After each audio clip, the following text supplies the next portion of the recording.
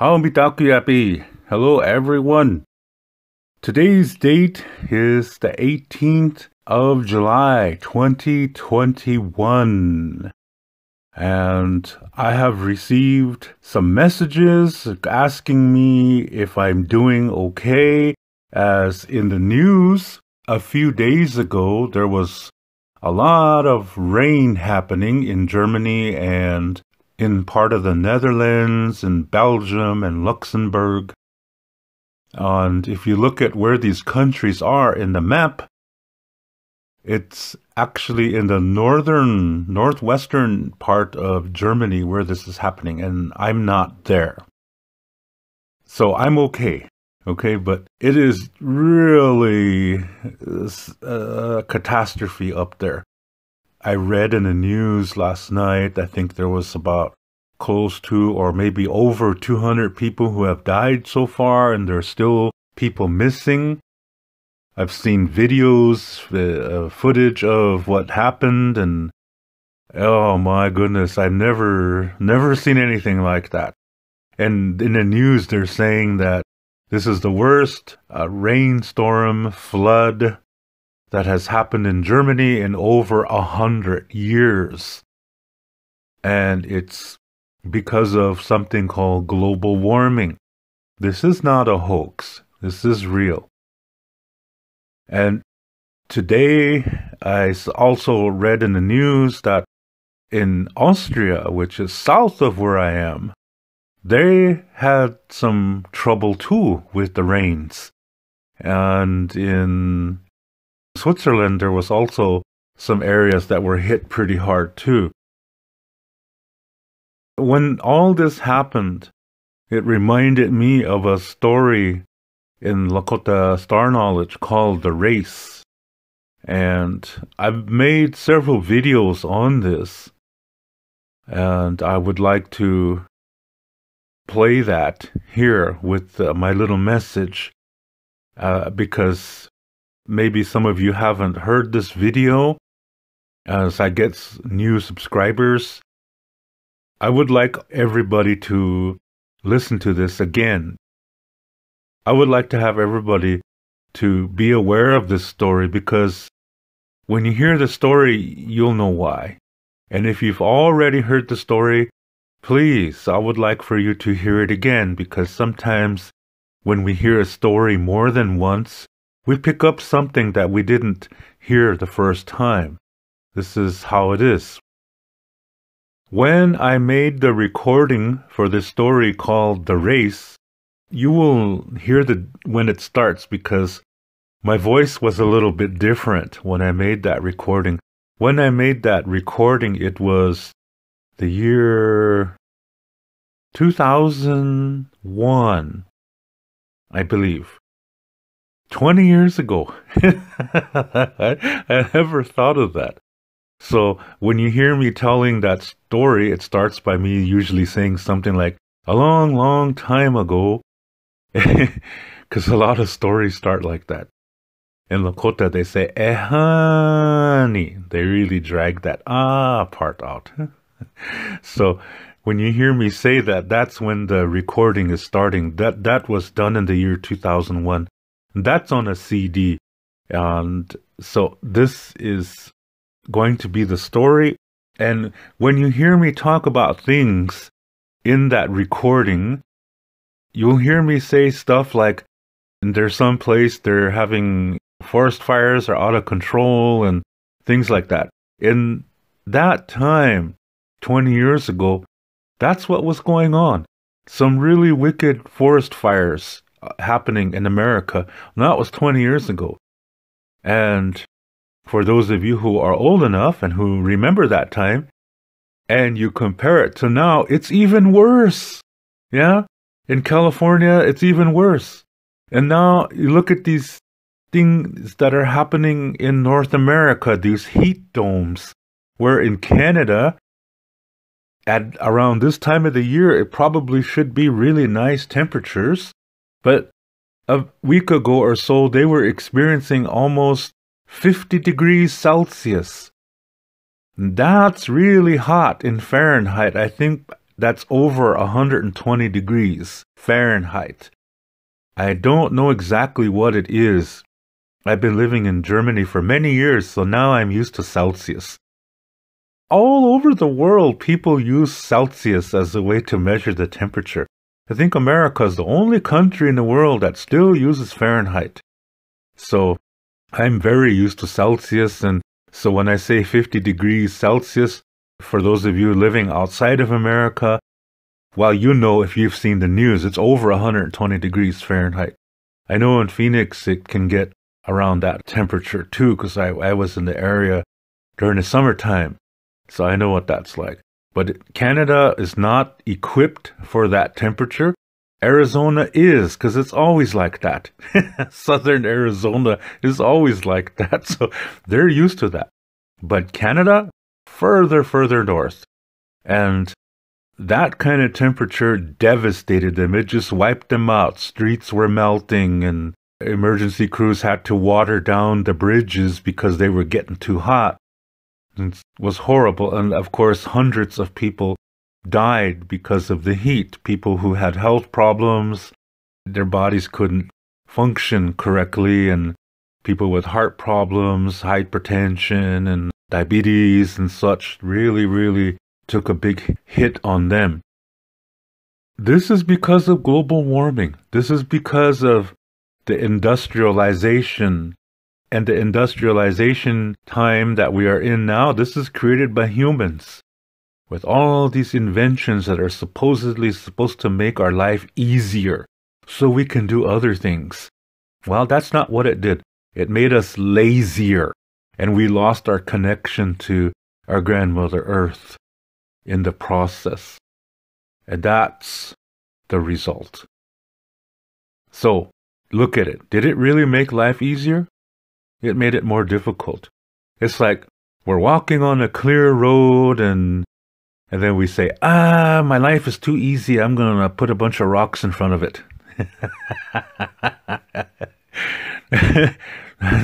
That's what Iktomi would do, yeah? Iktomi is a trickster. I have videos about Iktomi. You can look for that on my channel. But why would we do something like that? Why would we make our life more difficult than it really is? We must have had to have been tricked by that. And we were tricked by that by companies making products. They want us to buy it. They use commercials. They make it look like this would be really good if we had it. And then that's where our mind goes. And we look for these things, and next thing we know, we depend on it. And we're more into that.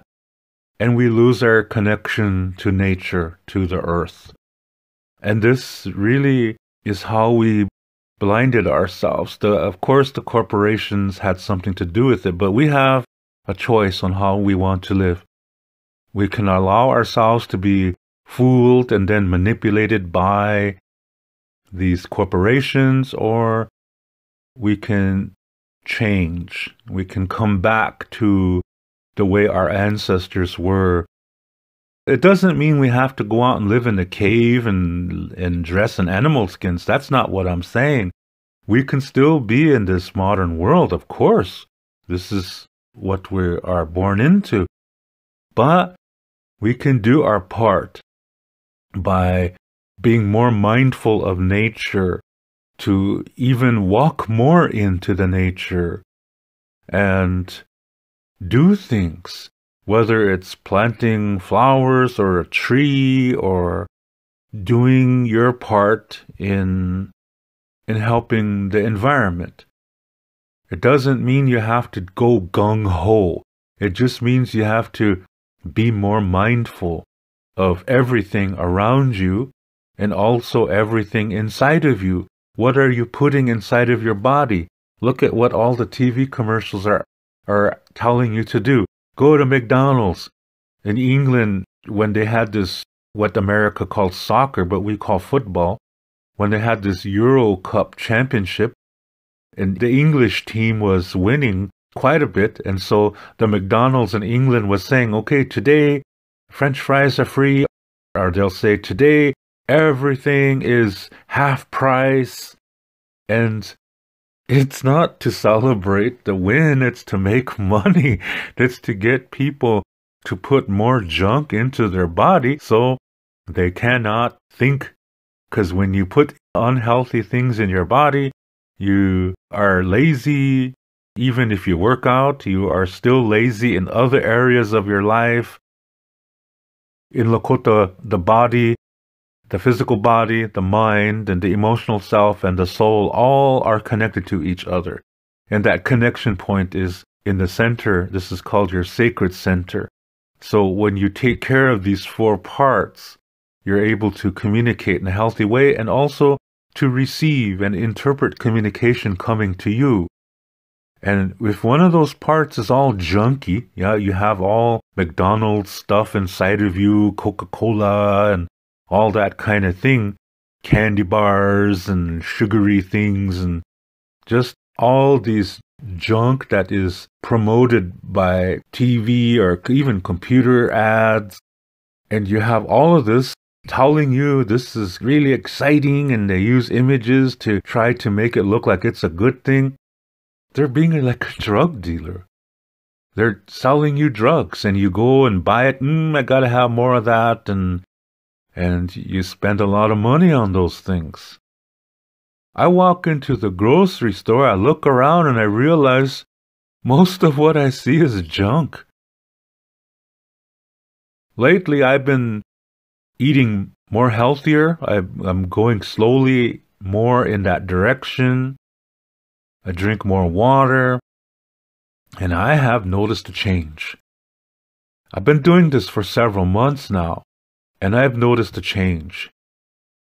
I can feel it. And when I do take a drink of Coke, maybe at a restaurant or someplace, I can feel the difference now. My body is more clear than it was before. So, yeah, I'll drink it, but then it doesn't make me want more. I've changed from that. I've let it go. So, it does make a difference. I'm telling you, it makes a difference when you put more healthy food inside of your body. And this helps you to stay connected to your sacred center. It helps you with your thoughts. It helps you with your spirituality. And it helps you to deal with emotional things in your life. And it helps you to really feel our grandmother Earth. It helps you to be more concerned about the earth, the environment, animals, plants, everything, even other people. And it brings to mind all of the things that were created that are in front of us too, but we don't see them. Animals see them, but we don't. They are there too. So by taking care of ourselves, we can help to take care of the earth and everything on it and ourselves. I think I already said that, but I'll say it again. When you take care of yourself, yeah, I did say it. When you take care of yourself, it helps you to take care of the earth and everything else around you. And this affects the weather. Because look at it. The industrial age, when things were starting to be invented, cars and all these things, washing machines and microwave ovens and things like that. And then the microwave foods and all of that to make life more convenient is what they say in their advertisements. But where does all these things go when it breaks down? It goes somewhere and it hurts the environment.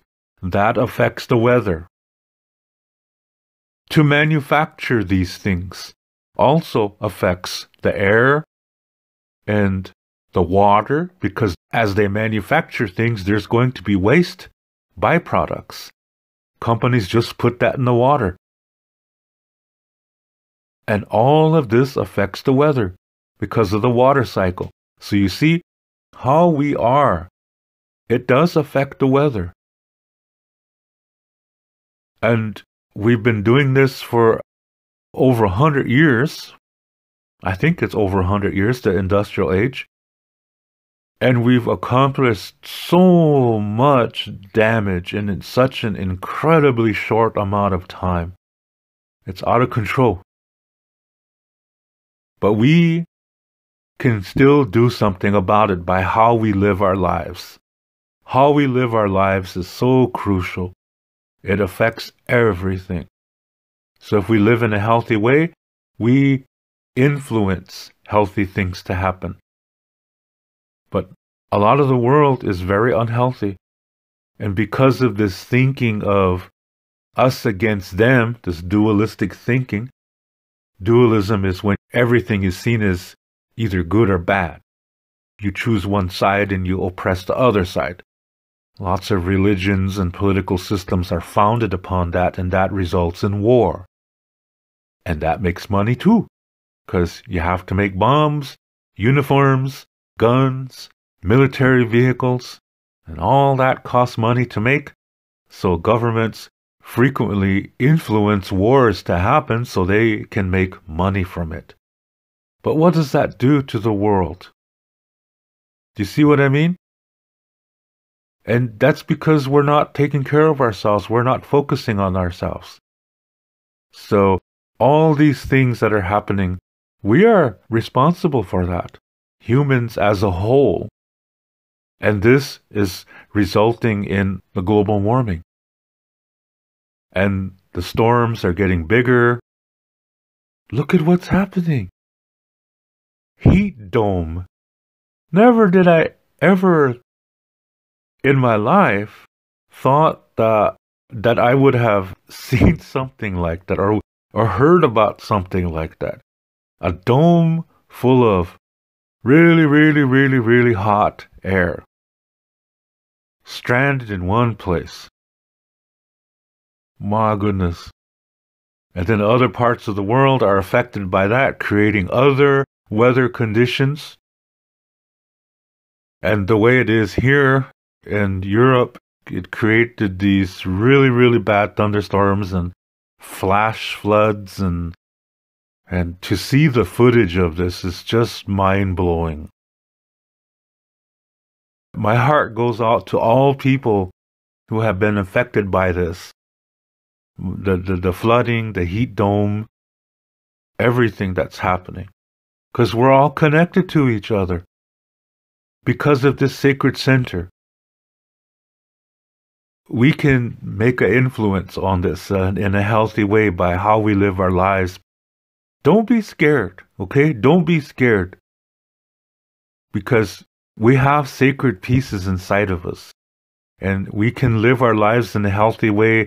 And we can help in places where we are able to. It doesn't mean send all your money over there. No, that's not what I mean. And we can help by thoughts, for those of you who pray, for those of you who meditate, by doing things in your area to influence a healthy environment. But you also have to do this inside of you too. If you are eating a lot of junk food, think about that. That's a small example of what the corporations are doing to the earth. They're putting a lot of junk in the earth. So we can begin by putting less junk inside of ourselves and start thinking about, okay, right where I live, I'm going to take a walk into nature and send healthy thoughts out there and do things to live a healthier life. Even that alone influences everything around you. It sends a powerful force of healthy energy going around you just by living a healthy life. That's what you can do. That's what I encourage you to do. So continue to listen to this video and listen to this recording, and there might be some commentary at the end of the story, and that commentary will be from the year, I don't know, between 2014 and 2017, because that's another old recording. But what I'm saying right now is the 18th of July, 2021. And now I will tell the story. A long time ago, on Mother Earth, the land was one big, huge, and gigantic continent. And everybody that lived on this continent got along with each other. And everything that lived in the water got along with each other. So there was harmony all over the world. The humans got along with the plants and animals. Nature was in balance. So there was a lot of peace and contentment and happiness all over the place.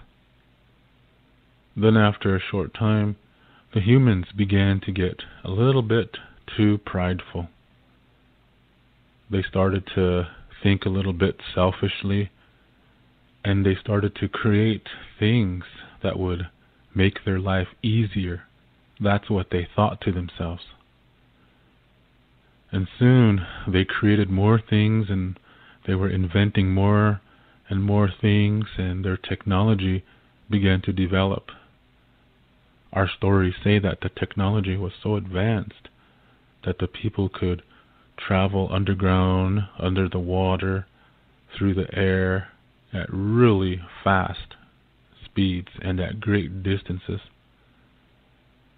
And the technology our ancestors had was far greater than what we have today. Now, a lot of this technology that they developed was achieved by violating the balance of nature. They were polluting the waters, they were polluting the air, and this was affecting the plants and the animals. And so that peace among all creation began to disappear. Then groups of people started to think they were smarter than each other. They separated into their own groups, and each group thought it was smarter and more advanced than the others. And they would try to prove it by developing, more and more technology. Well, there was a group of humans that was spiritual, and they were going around to the people trying to warn them that if they kept doing what they're doing, that the earth will cleanse herself and everything on the earth will be destroyed and life will start over again. But the prideful people, they didn't want to listen. But the spiritual people kept warning the prideful people of what's going to happen. But the prideful people would not listen. Then one day, Mother Earth began calling to her children to come to her, to come into her. And so the spiritual people, who are our ancestors, went under the earth, and they stayed under there for a long time. And while they were under the earth began to cleanse herself. There were earthquakes and tornadoes and hurricanes and fires and floods. Every weather disaster you can think of, that's what was going on top of the earth. And so the prideful people were destroyed, and their technology was destroyed too. They were swallowed up inside the earth, and as their technology was swallowed up, it was destroyed. So you can't find any trace of it today. And after a time, Mother Earth told the people inside of her that they could come out now. So they did. And when they came out onto the earth, they saw that everything was changed. Everything looked different. It was a brand new world. There used to be some mountain ranges that would run from east to west, and now they ran from north to south. And so the people were in amazement and in wonderment, and they gave thanks to the Creator and to the Mother Earth for helping them to survive. And the people came out from the earth at a place that's called today Wind Cave in the Black Hills of South Dakota. then the animals began to notice something. They began to notice that some of their relatives were missing, and they knew their relatives were not bad people, and they couldn't have been destroyed. Well, it was the birds, the winged nations, the ones who could fly at great distances, told all the other animals that the great, big, giant continent no longer existed, and that it must have broken up into smaller pieces, because as they were flying over the earth, they could see like other big continents all over the earth. And as they flew close to these continents, they could see that there were animals that were living there, and some of them were their relatives. And so this is what the birds told the other animals.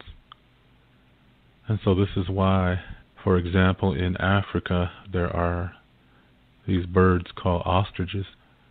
And in Australia, there's a bird that is almost identical to that. They're relatives, and they were separated. And now they're living on different continents. And soon a lot of the animal nations began to notice that their tioshpayas were broken up. They were separated all over the earth. And so this made the animals sad and angry. I mean, they were happy that they survived, but they were sad because they couldn't see them anymore, some of them. And they were angry because it was not their fault that this happened. It was the humans' fault. And so the four-leggeds had a meeting with the animals that move and grow. And in this meeting, they decided that they were going to destroy all the humans from off the face of the earth, because it was the humans who upset the balance of nature. It was the humans who violated nature. And so all this separation was caused by the humans, and they wanted to destroy the humans so it would not happen again. Now at this meeting, there was a little magpie that was listening. The other animals didn't know he was there. And he listened to the whole meeting, and then he flew back to the other winged nations, the other birds. And he told the birds about that meeting and what was said. And the birds began to agree too. They wanted to destroy the humans as well. And they were really getting angry, and they were saying things like, yeah, that's right, my relatives are over in another continent, and I can't fly that far, so I'll never see them again. And they were really upset. And they were getting drunk on rage and anger. Then a voice spoke, a soft voice. And it wasn't loud, it was not angry, it was not necessarily a happy voice, but it was a voice that when you heard it, you just quiet it down. And this voice came from an old owl. And the owl said that the humans are part of the two-legged Wamakashka. And so if they destroy the humans, they have to destroy all of the two-legged Wamakashka. But the thing was that the bears were also members of the two-legged Wamakashka. And he said that the bears represent wisdom on this earth. So if the animals destroy all the two-leggeds, there will be no wisdom on this earth. And there cannot be happiness without wisdom. And so the birds were going to each other, oh yeah, isn't it? Saying things like that. And so they agreed, and they realized that, yeah, the two-leggeds cannot be destroyed. Because if the two-leggeds are destroyed, then what's the purpose of life? All the Wamakashka on the earth is important. All creation on the earth is important. And everybody has a right to live on this earth. And so if one of the Wamakashka is no longer on the earth, it's going to affect the rest of the Wamakashka as well. And so the winged nations, the birds, decided to meet with the four-leggeds and things that move and grow. And they did. And they held a really big meeting, and there was a big debate because the four-leggeds were so drunk on wanting to destroy the two-leggeds. And so the owl presented their case before all the animals, but it did not change the mind of the four-leggeds. And so the owl said, well, maybe we should have a contest. If the four-leggeds win the contest, then the birds will stand by and let the four-leggeds destroy the two-leggeds off the face of the earth. And if the wingeds, the birds, if the birds win, then the two-leggeds must be allowed to continue to live on this earth. And so all the animals agreed to this contest. And it was decided that the contest would be a race around the Black Hills. And the race would start on the east side of the Black Hills, and it would go around the Black Hills clockwise 4 times. And so all the animals agreed to it. Then on the day that the contest was to start, all these really powerful animals were lining up at the starting line. There were buffaloes and mountain lions and deer and antelope and really fast animals. And also the really powerful birds were lined up too, the eagles and the hawks. And amongst all these really fierce runners, this little magpie came that was listening in on that first meeting. And he was just a little magpie, and he didn't look very powerful. So all the other animals were making fun of him. Even the strong birds were teasing him.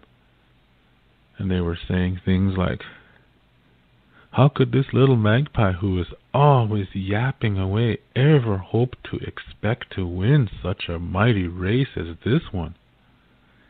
He is so lazy. He does not even fly south for the winter. But that little magpie, he didn't care. It didn't bother him. He just wanted to be in the race. And so he stood on the race, and he's just a really small bird, and he was all at attention, and he was ready to go with his eyes looking ahead. And then the owl started the race, and all the animals started running. And so they ran and ran and ran. And as they were coming close to the starting area again, they would really run hard. And dirt would, kind of start piling up on the east side of the Black Hills. And the second time they were running around, they were running even harder. Some of them were starting to get tired, but every animal was a determined runner. They were all determined to win. The four-leggeds wanted so badly to destroy all the two-leggeds. They ran so hard, they wanted to make sure they won. And the birds were thinking to themselves that we have to have wisdom on this earth. We have to have wisdom. We cannot let wisdom be destroyed from this earth. And so that would be their thoughts, and they wanted to win this race. And they came around close to the starting area the second time, and they would really run harder, so more dirt started piling up into a hill on the east side of the Black Hills that was not connected to the Black Hills. And they would start on their third time around. They were running harder and harder and harder. And pretty soon the animals' hooves and their paws and their feet were starting to break open because they were running so hard. And so there was blood on this racetrack. And they kept running and running. And then they were coming to the starting area again the third time. and they ran even harder. And again, a whole bunch of dirt started piling up even higher on this hill that they were making. And they started around their fourth time. Soon the animals began to die of exhaustion, and they just couldn't make it. They were running themselves to death. And still there was blood on this path. And they kept running, and some of them were dying, and they just kept going and going and going. And now they were coming to the north, and there were only two animals left. There was a buffalo, and there was that little magpie. Those were the only two runners left. Just imagine that. This little magpie and this huge buffalo, the final runners. All the other racers had died. And these two were really tired, but they were still trying to win this race. And so the magpie didn't think he was going to make it. And then he got an idea. He decided to fly up on the buffalo's hump where the buffalo couldn't see him. And so he did. He flew up on top of the buffalo's hump, and he just sat there and rested for a while. And the buffalo turned around, and he thought that the magpie must have died. And so he slowed down because he thought he was the only runner and he was going to win. As they got close to the finish line, the magpie flew off the buffalo's hump and flew over the finish line first, and he won the race. And so this was how wisdom was saved, by a little magpie. But the thing that I want to point out is how powerful the Wamakashka are. We are all Wamakashka. All of creation is Wamakashka. After this race was over, another meeting was held, and all the animals that were not in the race all gathered, and the four-leggeds said they would live up to the agreement. They said they would not destroy the two-leggeds. But the four-leggeds and things that move and grow, they wanted to add one more thing to this agreement. They said that the humans must be responsible now for all of creation. And the humans were to see that the animal nations do not overpopulate, that they do not underpopulate, that they should take care of the ground so that things will always grow, and also that the humans should take care of the water so that there will always be life. And so all the animals agreed to that one additional item. So just think, because of this race, us humans are still here. Now the bears are members of the two-leggeds along with us humans. And there's a really sacred reason for that. And that should not be spoken on a recording or spoken about in public. That's a ceremonial thing. And so I'm not going to mention that. So today, we humans have a responsibility to live in balance with all creation, with all Wamakashka. We are not over the plants and animals. We are not over the earth. Instead, we have a responsibility to them. We are the caretakers of this earth. We don't own the earth. And when we need food, we are only supposed to take what we need. We don't kill a whole bunch of animals and then stock them up in a freezer or things like that. We're only supposed to take what we need. And when we hunt, we're supposed to do it in a respectful way so that all of creation will be honored. This is why our ancestors had sacred songs they sang before they went hunting, and that they had ceremonies and songs sung after the hunt was over, so that the people may live, so that everything may live, so that nature will always be in balance. And we're not supposed to be doing things like killing an animal and taking some of the meat and cutting off the head and putting the head on the wall. Those animals are our relatives. That's like killing your grandpa and then putting his head on a wall. I don't think we would do that. Well, at least I would hope not. So we shouldn't be doing that to animals either. And today you see sports teams with all these mascots as animals, and some of them look really stupid and funny, and that's also showing disrespect to the animals too. So today we're messing up. Today we are neglecting that responsibility. And there's evidence of it all over. New viruses are coming. Some of them have already been here. As time goes on, if we continue to neglect our responsibility to all of creation, it's going to get worse. Today humans create all these insecticides to kill insects, and as a result the insects get stronger, so the insecticides can't kill them. And at the same time, when they bite us, it could make us really sick and even bring us death.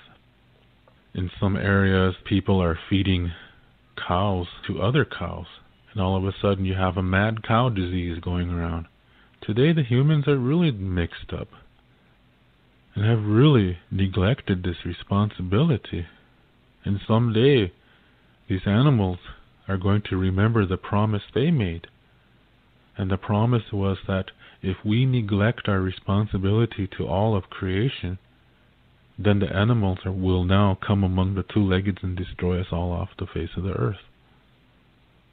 There are several reminders of our responsibility to all creation. One of them is that racetrack. Today, around the Black Hills, there is a red path that goes all around it. And this is the path the animals ran on. And towards the end of the race, they ran so hard that their hooves and their feet and their paws broke open and blood spilled all over the path. And so the red color of this path is from the blood of these animals that were running. And so when we see that path, we're supposed to remember those things.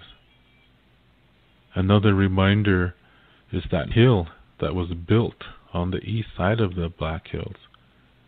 That area that's near the starting area, every time the animals ran near that area, they would run really hard. And so they were kicking up dirt, and it formed into this big giant hill. And our ancestors named that butte Mathopaha, to honor the representative of wisdom. Matho is bear. Baha is a mountain or a really, really big hill. And so that's why they call it Bear Butte today. These are reminders of our responsibility that we're supposed to be caretakers of this earth. And it also is supposed to remind us that if we neglect our duties as caretakers of the earth, the animals can destroy us. And the earth will be cleansed again, just like in the beginning of the story. And so, at first, our ancestors did take care of nature. For example, every 10 years, the entire northern plains was burned by the humans, because when they did this, this nourished the ground and always allowed plants to grow, and so that animals could eat. And since this allowed animals to live, it also allowed the people to live. Now today you see all these fires. Now the people are going to put out the fires just because some rich people live in the mountains.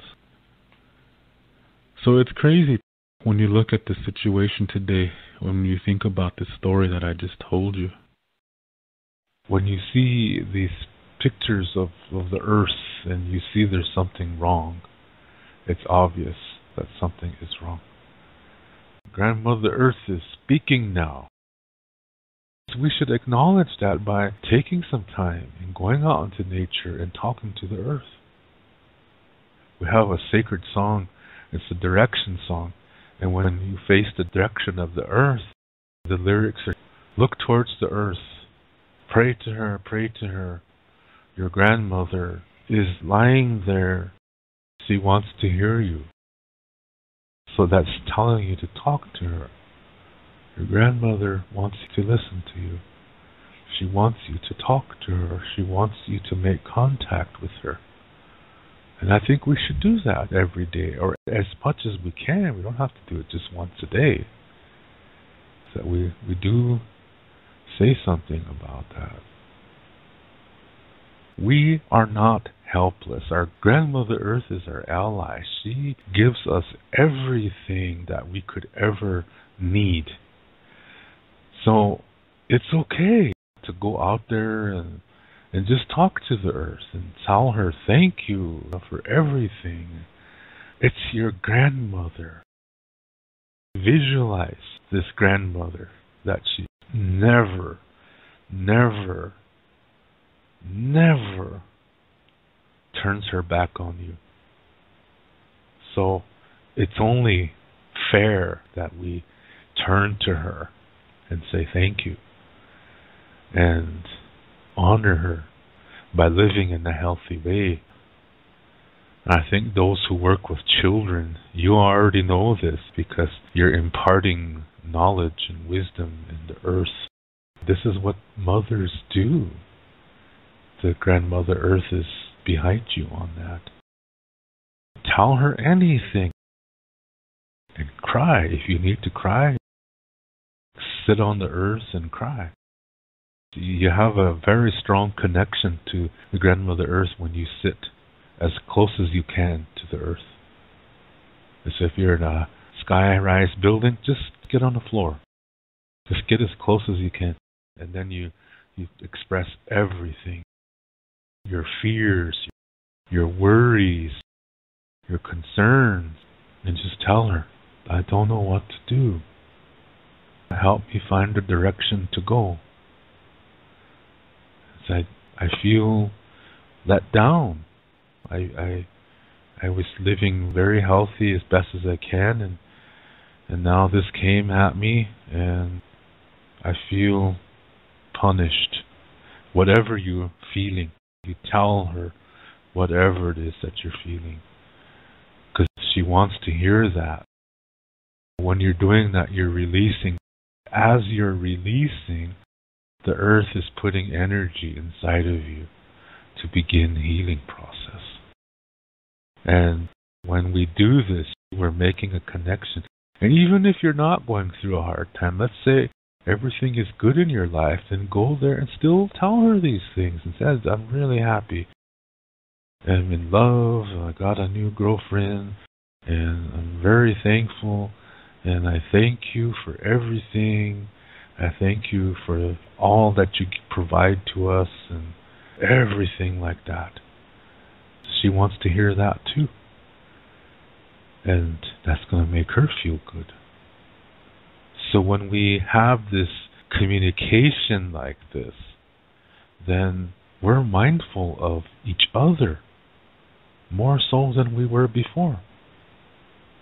And that's what it's about. So, listening to nature, sometimes the answer is there. And it's not a word, it's not a sentence, it's not a message, it's just the music of nature. As you listen, there's energy in the music of nature, and it goes inside you, and you're receiving healing. And I don't mean flutes and panpipes and African drums. I don't mean that. I mean actual nature. Wind blowing through the leaves, blowing through trees, and birds singing, things like that. Crickets chirping away, and all that kind of wonderful thing. That's what I mean. Oh, and water flowing is another medicine I really like to hear too. It really makes you more aware of nature, and just doing your part is going to really help, because you're not alone. That's why. Yeah, you're not alone. There's a whole bunch of us that are doing the same thing. So this is something that can be done. It's just as powerful as, in fact, it's probably more powerful than what the oil companies are doing. Because what we're sending out is healthy. That's one of the reasons why. So just really talking to Grandmother Earth. And if you want to call her Mother Earth, that's fine. Either way is fine. There is no rule on this. In Lakota songs, we say Grandmother Earth because she's an old lady now. We've been here a long time. You can regard her as Mother Earth too because she is still providing for us. So either name is good. What's happening in the world is scary, but just think of the Earth. Because some of us can't go outside. We have disability and we aren't able to go outside. So what you can do is visualize. So much power in visualization. You can receive healing power from visualization too, by visualizing the future, what you would like for it to be. That does help. It is power. So you can use that same process by visualizing the Earth in front of you, and you talk to her. And you can do that too, because you don't always have to be outside. You can visualize and use your memories. This is one of the reasons why we have brains, not just to communicate, but to do these kind of things, to visualize from your childhood when you could run and being outside. You just take that image and then hone in on the Earth itself and start talking to it. That's so powerful to do. So you don't have to be in the park or up in the mountains or in a forest to necessarily do this. You can visualize too. Sometimes I do this when I'm riding the train, getting from one part of the city to the next. I do a little visualize while I'm sitting there waiting for the next stop. Then I get done, get off, and continue. Continue on my way. So you just establish that contact, and then you can take it from there. This helps you to deal with dualistic tendencies too. If you're having difficulty with that, this also helps with that. Because like I said, when you think of the Earth like this, what you're doing is you're actually putting a medicine inside of yourself. It's going to help you to receive inspiration to get answers to problems or things that you're concerned about, solutions and stuff like that. You'll be able to come up with things. That's a part of the process to do that. So, man's dualistic activities are also influencing the weather. So when you yourself become more of a healthy thinker, then you have more compassion for those who are going through a difficult time, and you send thoughts and prayers to them. That's a really big help. Really. Because reality begins within. The universe was created like that. So that's why when you see a country being hit with war and stuff, and you just think of the children and send thoughts to them. It's energies, healing. Do this in your mind. It's going to affect them in a nice way.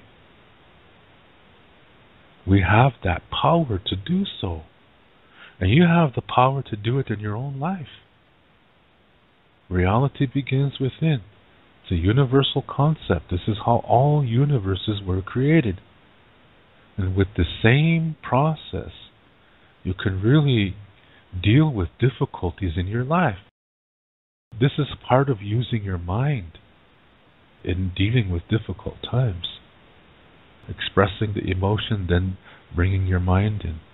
This is part of that, and part of that is visualizing where you would like this to be and acting like you're there, and then come back to the present moment, and then you can see what needs to be done.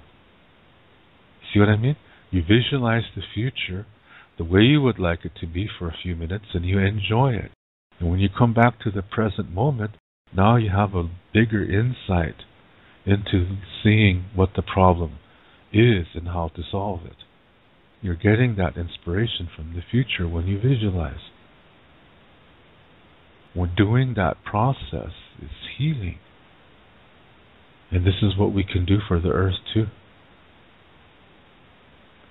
And when we do this for the earth, we're really establishing a connection to her and to ourselves, our sacred centers. So we have that bond. And that is so important. It don't matter where you are. All of the earth is our grandmother. The whole earth is sacred. To read more about Lakota Star Knowledge spirituality, you can read my book called Wichocha Otechike. You can see the book cover on the right side of this screen. This book contains the information to what I talk about on my Lakota spirituality videos. To purchase this book, please click below where it says Show More. Clicking on that link will open up the description below, and there you will see a link called To Purchase My Books. As you will see, it's an eBay link. Click on that eBay link, and there you will see the information to get this book.